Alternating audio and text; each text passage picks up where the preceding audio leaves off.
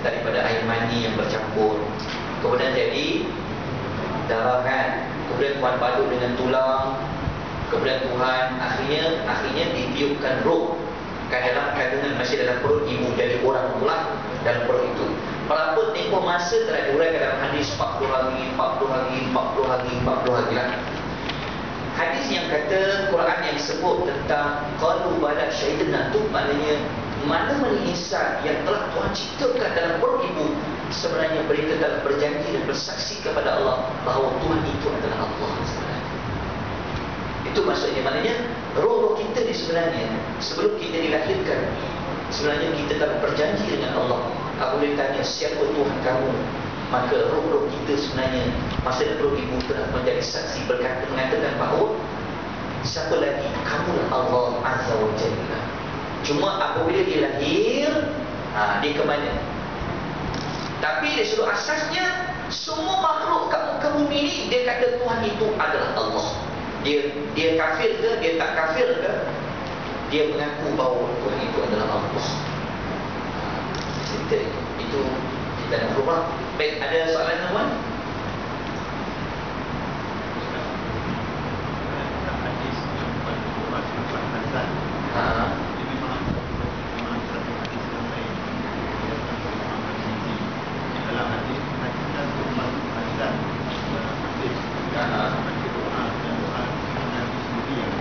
Betul.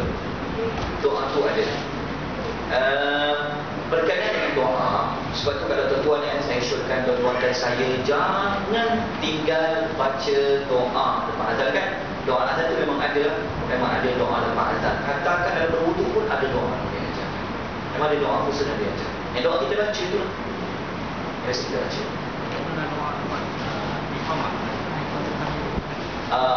Yang dalam lepas iqamah tidak ada nas yang kata cuma kita selalu baca apa? Qul a'udzu binnas ataupun sebagainya. Doa yang kita baca lepas iqamah apa? Aqama Allahu adamaha. Sebenarnya riwayat itu riwayat ada perselisihan sebenarnya.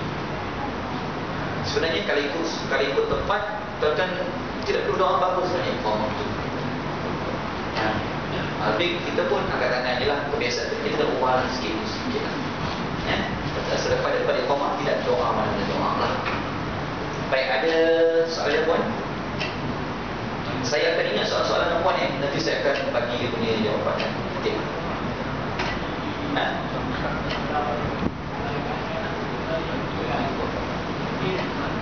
Rohnya macam mana?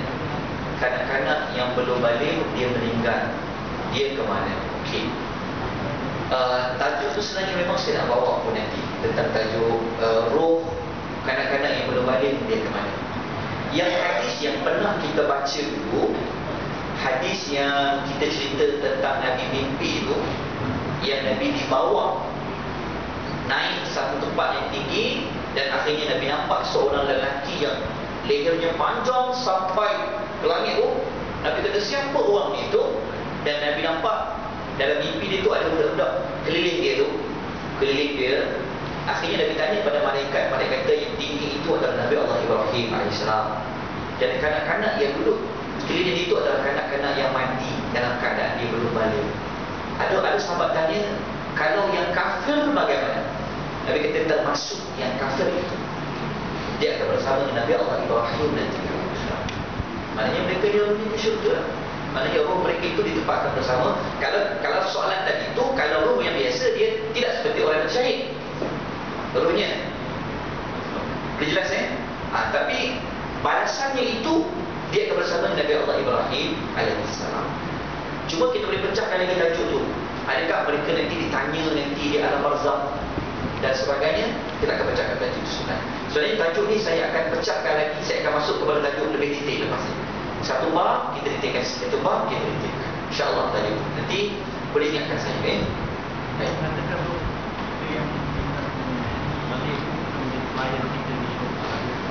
Pelayan. Yang pelayan dalam syurga, dia bukan manusia yang sekarang. Walaupun pendapat di kalangan para ulama, mereka kata namanya wildan. Kita baca wildanum mukhalladun.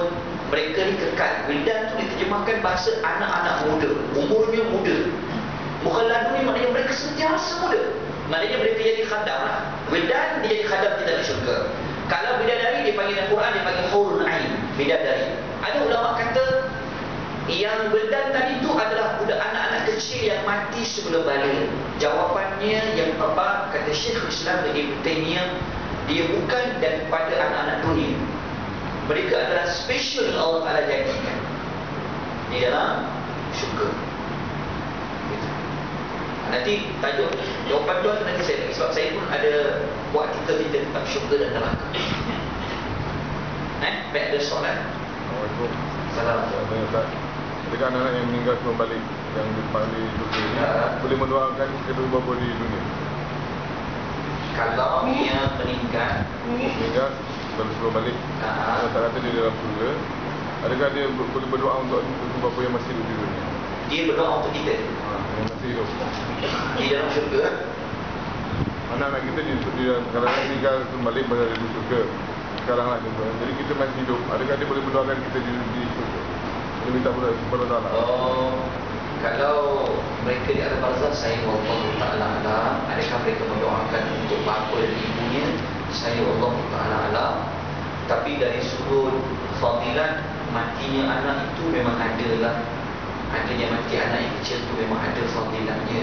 Mudah-mudahan anak itu nanti, sebab Allah Ta'ala dia maha rahmah, mudah-mudahan dengan doa anak itu nanti di alam akhirat, di alam barzakh, saya Allah Ta'ala saya tidak ada ilmu sama ada mereka berdoakan untuk itu, Allah Ta'ala. Tapi kelebihan kita dapat dengan anak yang mati ketika kecil itu ada fadilat. Kelebihan dia memang ada fadilat. Baik, soalan teman?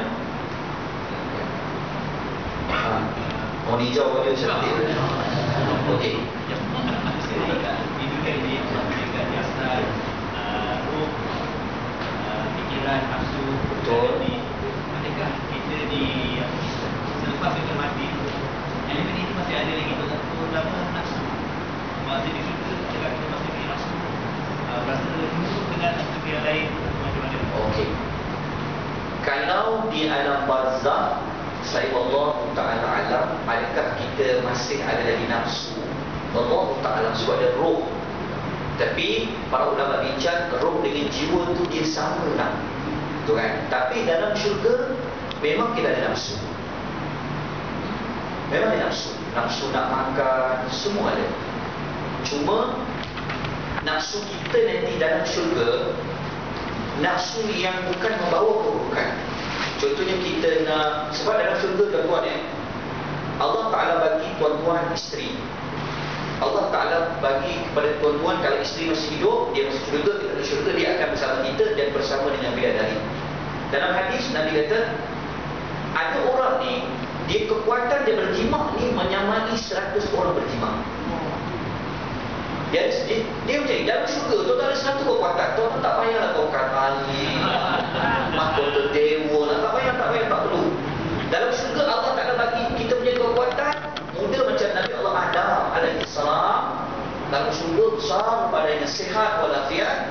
Kemudian kekuatan kita ni, hawa nafsu kita ni menyamai 100 orang. Bak makan, bak minum, bak bersetubuh dan sebagainya, 100 orang. Itu yang orang tanya. Sahabat tanya, ada orang tanya kepada Nabi, kalau mereka buat makan, mereka buat minum, macam mana mereka tapung air? Kita minum sikit terkejar tak dasar. Syurga itu dia bersih. Jawapannya, kita bergumul dengan kita itu melalui peluk. Peluk itu sebenarnya buang hajatnya, tapi peluk itu peluk yang wangi baru. Tapi makan tetap ada makan. Kita nak makan tetap ada makan. Dan berseruh ada. Cuma hadis yang kata berseruh, maknanya kalau berseruh itu ada nafsu tak? Adalah. Sebab tu dalam hadis, bahkan dalam Quran, saya lupa Quran atau dalam hadis, Nabi kata apa saja hati nak, pandangan mata sedap untuk memandang, apa saja nafsu kamu nak, kamu akan dapat. Jadi dalam bab bidadari ni, kata Nabi, sebab tu ulama kata berapa jumlah bidadari? Dalam hadis paling sahih, dia kata paling minimum 2 orang. Confirm dia 2 orang punya paling sikit. Paling banyak berapa? Yang paling banyak antara orang mati syahid dapat 72. Boleh kau 72 bidadari semua Allah. Istimewa. Ada hadis pula kata, ada seorang ini dia mulai mendatangi isterinya dalam syurga 100 orang dalam tempoh satu lagi.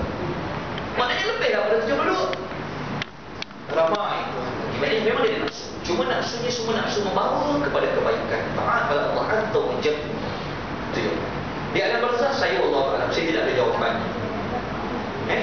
Itu baik. Tak bersalah.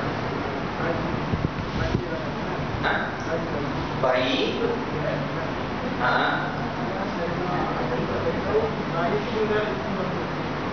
Oh, baik itu boleh tarik masuk syurga. Nanti saya akan detailkan sebenarnya tajuk itu nanti, sebab saya akan ambil satu bab ciri-ciri orang yang mati syahid. Salah satu ciri orang-orang yang mati syahid ini, antaranya adalah perempuan yang mati ketika mana dia hamil, ataupun ketika mana dia sedang melahirkan anak, dia panggil mati syahid. Nanti kita akan uraikan dalam bab itu.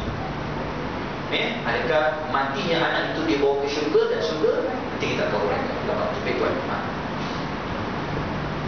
Salah saya. Pak isteri bila meninggal, suami isteri dia akan bertemu di syurga kan? Kalau seorang suami ada 4 isteri, dia akan tambah isteri akan ikut. 4 isteri akan ikut. Kalau seorang isteri, kematian suami, dua kali. Suami, isteri, suami meninggal, kahwin lagi, meninggal, kahwin lagi. Jadi mana yang suami dia akan ikut? Kalau tuan-tuan cerita tentang 4 isteri, dia lelaki beza. Lelaki kalau dia kahwin 4 tu masuk syurga. Semua bawa, tak ada tinggal. Tapi kalau perempuan mati, contohnya sama ada dia mati sebab dia kahwin lain sebab suaminya mati, ataupun dia kahwin sebab bercerai itu, dalam nas daripada Huzaifah dan daripada kes Salamah, asal pada ulama sebut, dia tepat kata para ulama, dia akan bersama dengan suami dia yang terakhir. Kalau dia kahwin, suaminya nama Ahmad, tiba-tiba suaminya meninggal, sakit jantung sebab merokok, contoh. Dia kahwin seorang lagi namanya Ali.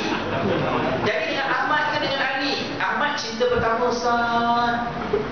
Ali, jawapannya dia akan bersama dengan Ali. Nas hadis Quran tak cerita, nas hadis tidak ada. Cuma yang ada athar daripada sahabat, antaranya kes Salamah.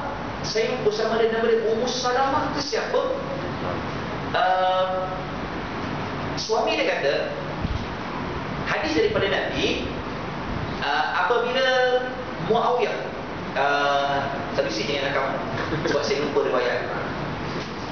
Muawiyah ke Umar, saya lupa nama dua tu. Dia pernah meminang salah seorang daripada sahabat perempuan ni, suaminya mati. Isteri kembali belum masuk ataupun daripada saya pun lupa, tapi salah seorang sahabat dia mati, mana isteri janda. Ada sahabat lain nak pergi pinang, dia tolak. Dia kata, aku pernah mendengar suamiku kata, saya lupa nama suaminya, dia kata Nabi pernah sebut, dia kata sesiapa yang mati, suami yang terakhir dia akan bersama suami tanya syurga. Dan satu lagi kes berlaku kepada Huzaifah. Huzaifah memang pesan siap-siap pada suaminya. Dia kata sayang, dia kata yang dia kata kan. Ini bukan apa tu semanis kurma Dia kata kalau kamu mati, kalau abang mati, kalau saya mati, kamu jangan kaum lain. Kerana Nabi pernah sebut. Dia kata Nabi pernah sebut kalau kamu mati, kahwin lain, kamu akan bersama dengan suami yang akan datang. Nanti saya buat artikel tu. Memang saya ada sebut buat artikel tu. Memang saya tulis artikel tu sebenarnya. Cuma riwayat tu saya minta maaf, maafkan saya terlupa lah. Itulah maksud. Rabbana la tu'akhidhna in nasina. Cuma sebab saya ada mengajar di Syekh 17 Najib Al-Aqil. Memang semuanya tajuk khas itu tentang syurga dan neraka. Tajuk tu saya dah masuk tajuk memang ada cerita dalam bab tu tentang isteri yang buat kematian. Baik, ada soalan lain? Iya tuan. Mana yang tepat? Berjuang demi negara kerana Allah, demi bangsa kerana Allah, demi agama kerana Allah, atau demi bangsa tanah Malaysia, demi sepadan kerana Malaysia, kita kerana Allah. Mana yang tepat? depan. Saya ni susah juga nak sebut, minta maaf saya memang kurang alim demi bangsa. Tapi kerana Allah lah, apa pun kita sandarkan demi Melayu ke, demi bangsa, demi negara pun, mesti niat utamanya adalah kerana Allah. Mungkin nafasnya itu kita nampak macam kenegaraan sangat, tapi hati dan sudut hatinya Allah tak akan tengok pada hatinya lah, kerana Allah. Sepatutnya apa-apa pun adalah kerana Allah Azza wa Jalla. Cuma yang bertempat tu saya minta maaf, saya memang tak ada ayat nanti kita ulas mereka. Baik tuan-tuan, kalau tuan-tuan ada soalan, tuan-tuan boleh email dekat saya.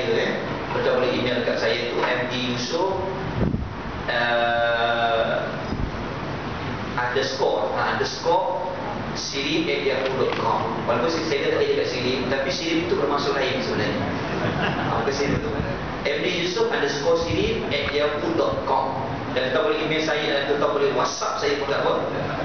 WhatsApp Pro WhatsApp 01927474425.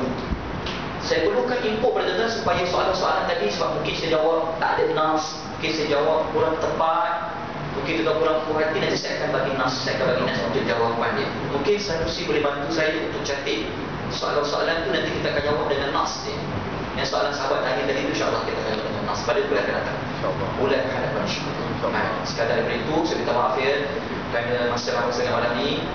Jadi kalau tuan-tuan ada pandangan, pendapat saya amat alu-alukan, tuan-tuan boleh email pada saya, atau tuan-tuan boleh mesej pada saya. Saya sudahi nak perlu kalian. Assalamualaikum warahmatullahi wabarakatuh.